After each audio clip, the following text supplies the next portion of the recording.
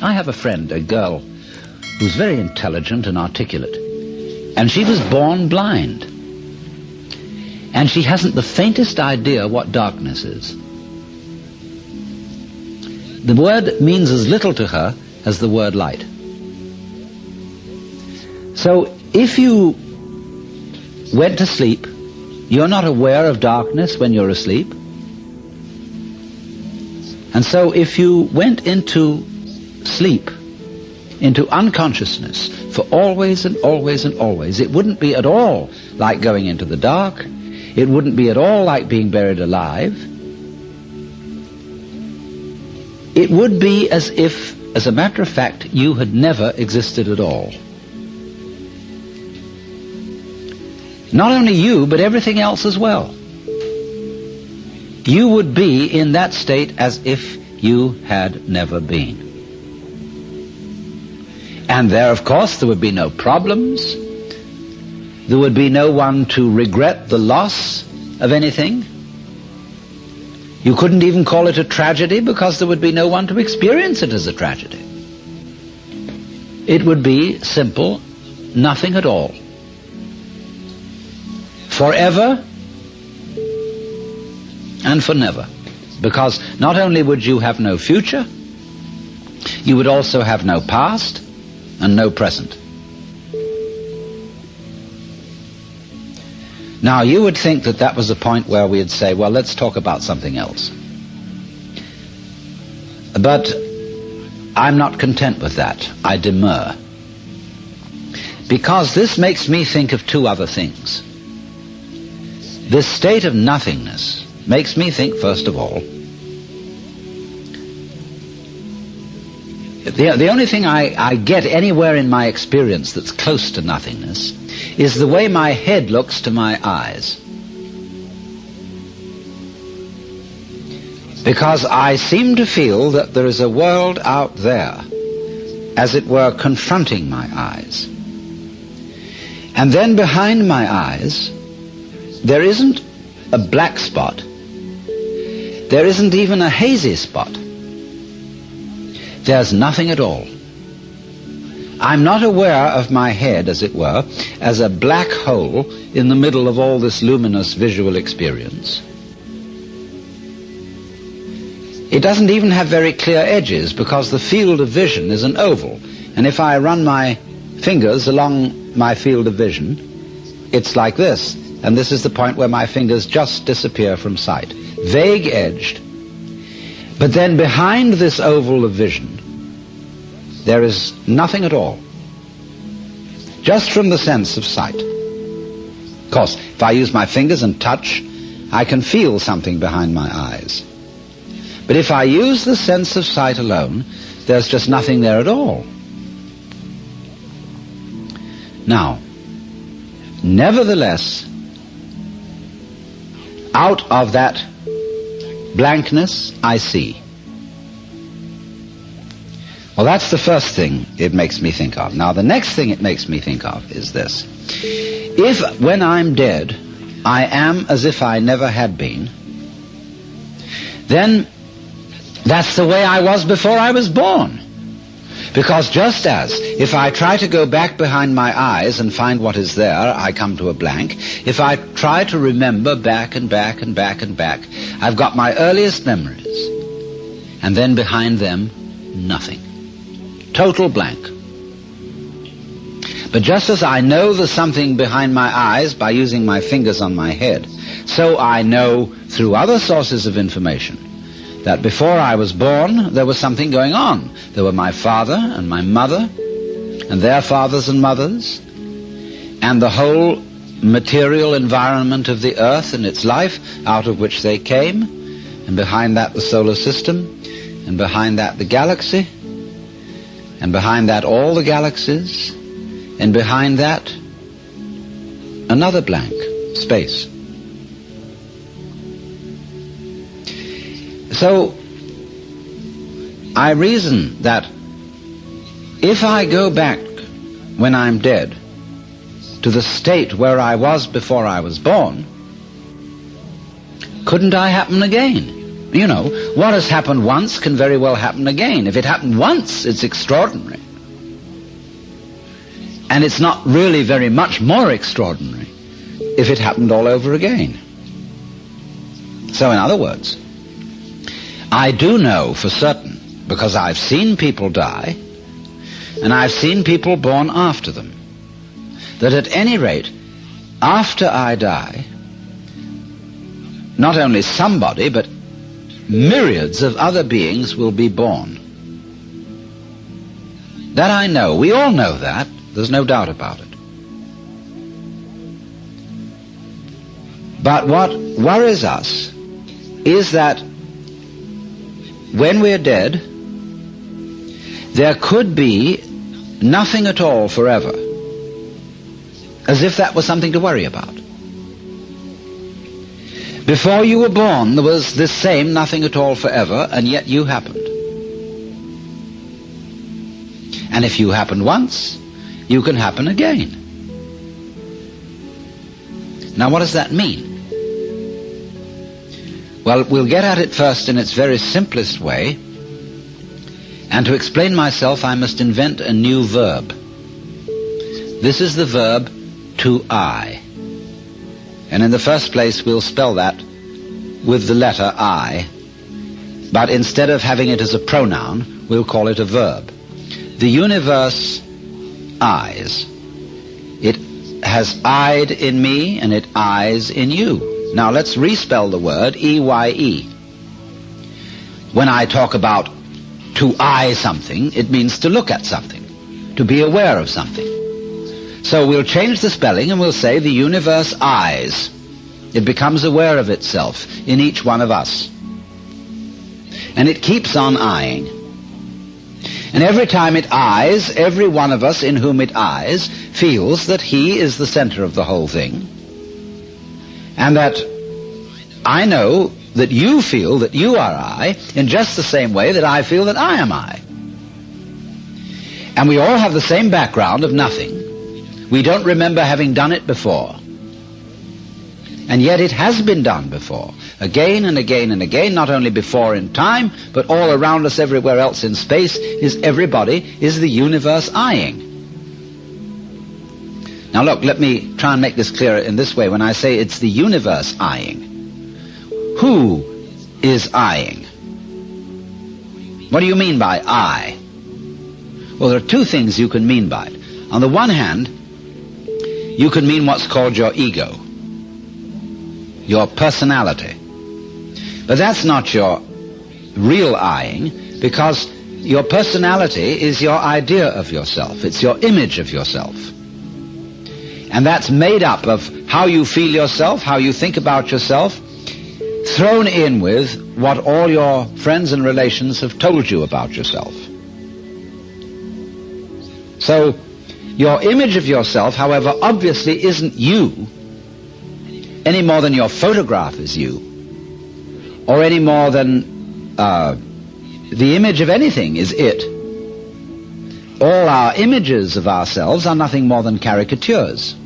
They contain no information, for most of us, on how we grow our brains, how we work our nerves, how we circulate our blood, how we secrete with our glands, and how we shape our bones. That isn't contained in the sensation or the image we call the ego. So obviously then, the ego image is not myself. So myself contains all these factors that we could say the body is doing, the circulation of the blood, the breathing, the electrical activity of the nerves. All this is me, but I don't know anything about it. I don't know how it came together. I don't know how it's constructed. And yet, I do all that. If it is true also to say, I breathe, I walk, I think, I am conscious. I don't know how I manage to be, but I do it in the same way as I grow my hair. So, I must therefore locate the center of me, my eyeing, at a deeper level than my ego, which is my image or idea of myself. But how deep do we go? We can say the body is the I.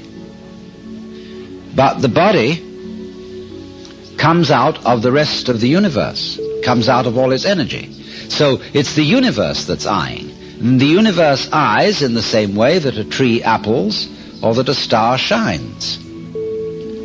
And the center of the appling is the tree, the center of the shining is the star, and so the basic center, or self, of the eyeing, which is called in this case Alan Watts, which is only a name for this particular physical organism, flowering from, shining out of this particular environment,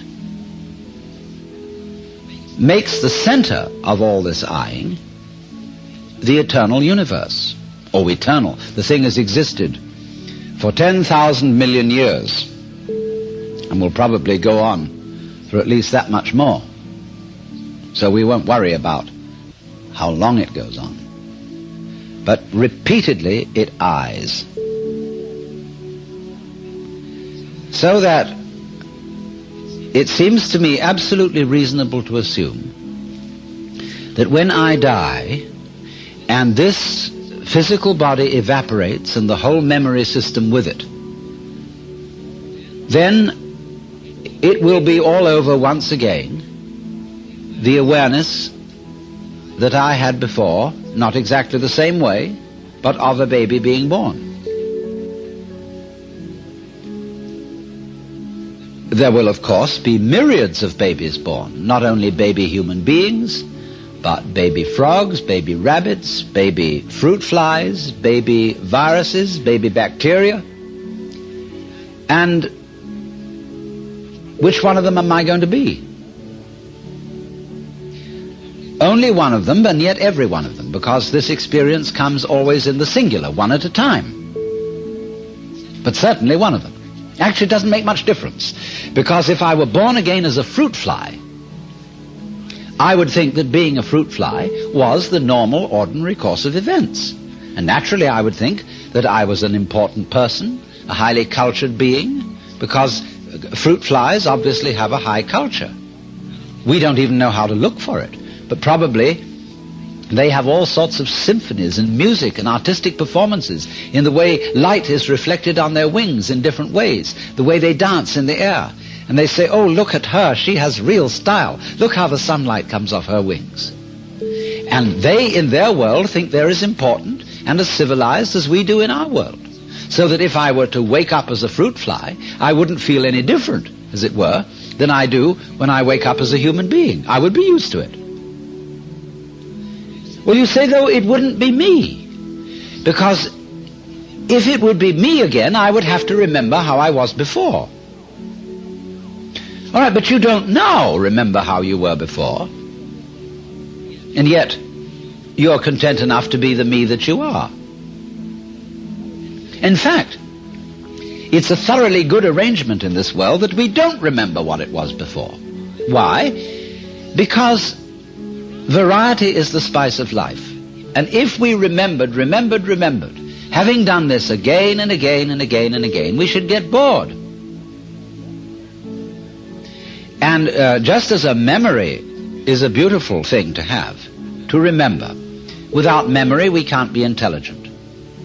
But just as I have explained that in order to see the figure you have to have the background, in order that a memory be valuable, you've also got to have a forgettery. That's why we sleep every night, to refresh ourselves. We go into the unconscious so that coming back to the conscious is again a great experience.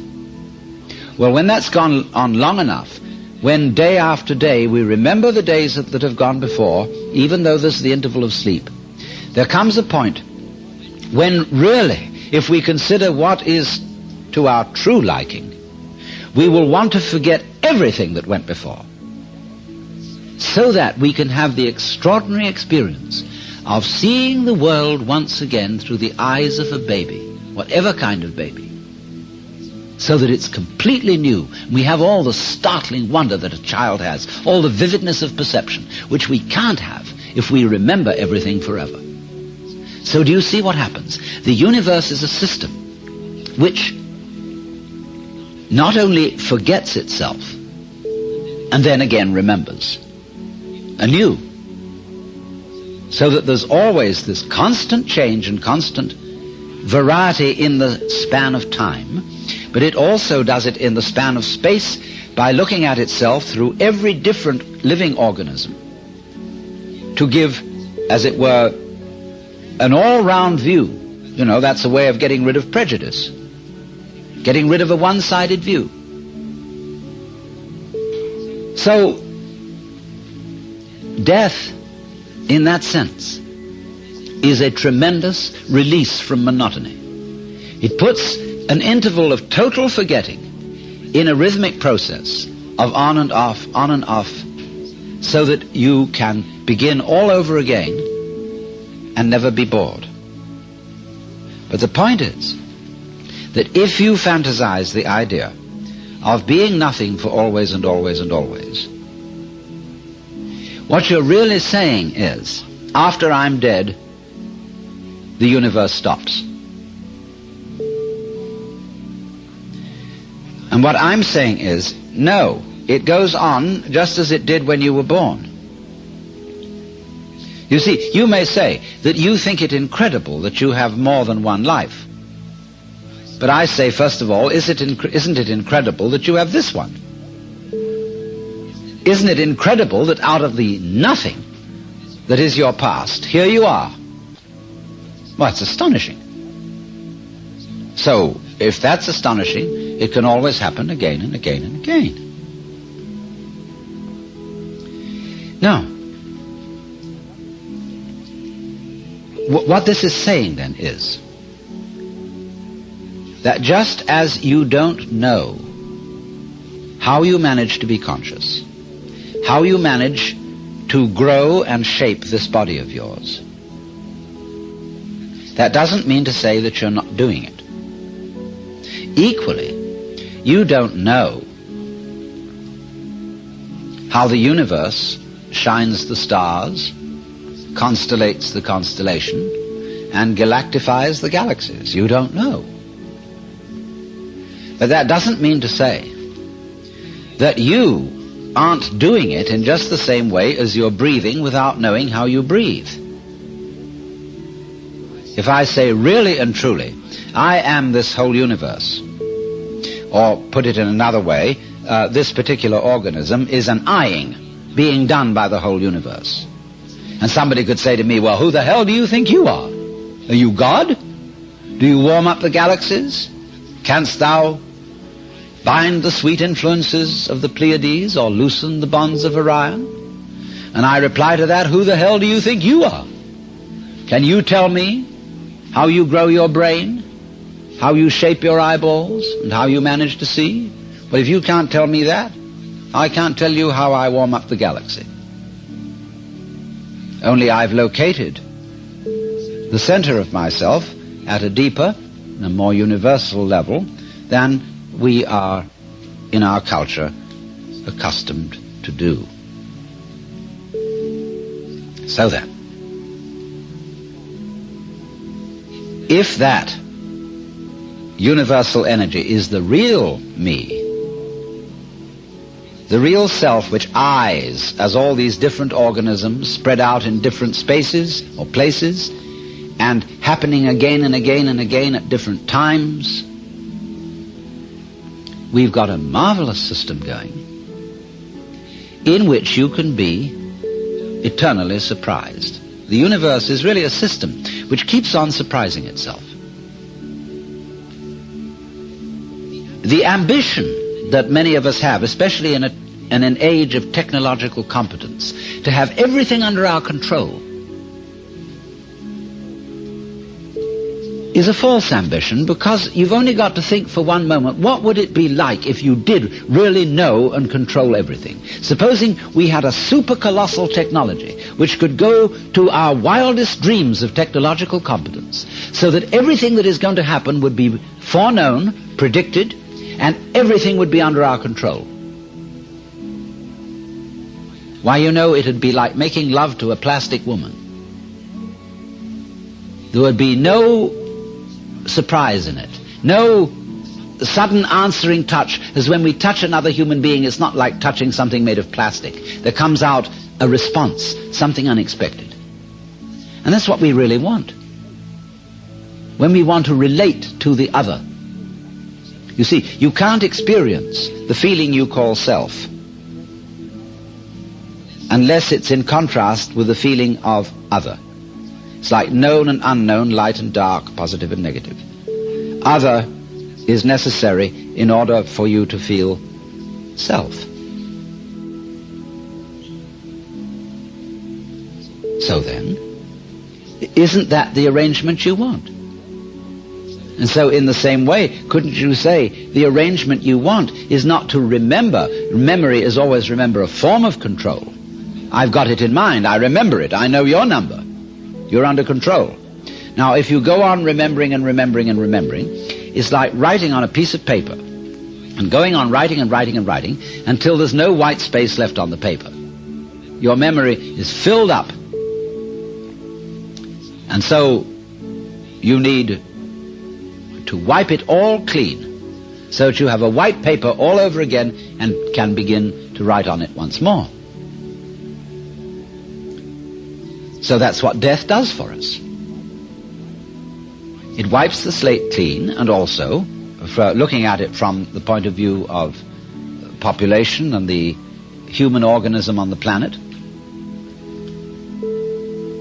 it keeps cleaning us out. And the idea of a technology which would enable each one of us to be immortal would be something that would progressively crowd the planet with people with hopelessly crowded memories. They would, as it were, be like people living in a house where they'd accumulated so much property, so many books, so many vases, so many sets of knives and forks, so many tables and chairs, so many newspapers, that there wouldn't be any room to move around. To live, we need space. And space is a kind of nothingness, and death is a kind of nothingness. It's all the same principle. And by putting blocks, as it were, or spaces of nothingness, spaces of space, in between spaces of something, we get life properly spaced out. To use the German word Lebensraum, room for living. That's what space gives us, and that's what death gives us. Now look, notice that in everything I've said about death, I haven't brought in anything that I could call spookery. I haven't brought in any information about anything that you don't already know. I haven't invoked any mysterious knowledge about souls, memory of former lives, anything like that. I've just talked about it in terms that we already know, so that if you say, well, all this idea that people have of life beyond the grave is just wishful thinking, I say, okay, I'll grant that. Let's assume that that is wishful thinking, and that when we're dead, there just won't be anything. See? Let's face that fact. That'll be the end. Now, notice first of all, that's the worst thing you've got to fear. Does it frighten you? Who's going to be afraid? Supposing it ends, no more problems.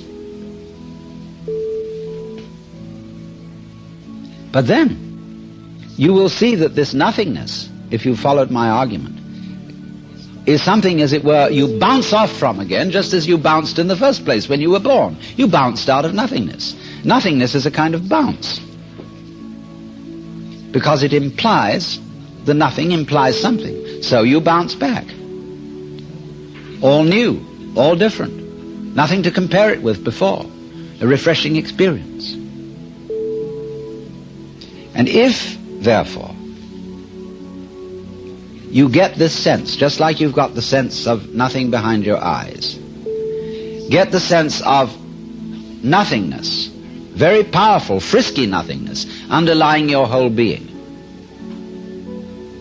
And there's nothing in that nothing to be afraid of. Then, with that sense, you can come on like a person for whom the rest of life is gravy because you're already dead. You know you're going to die. We say there's one thing certain, which is death and taxes. And the death of each one of us now is as certain as it would be if we were going to die 5 minutes from now. So where's your anxiety? Where's your hang-up? Regard yourself as dead already, so that you have nothing to lose. Turkish proverb says, he who sleeps on the floor will not fall out of bed. So in the same way, the person who regards himself as already dead, who, therefore, you are virtually nothing. 100 years from now, you'll be a handful of dust. That'll be for real. All right, act on that reality.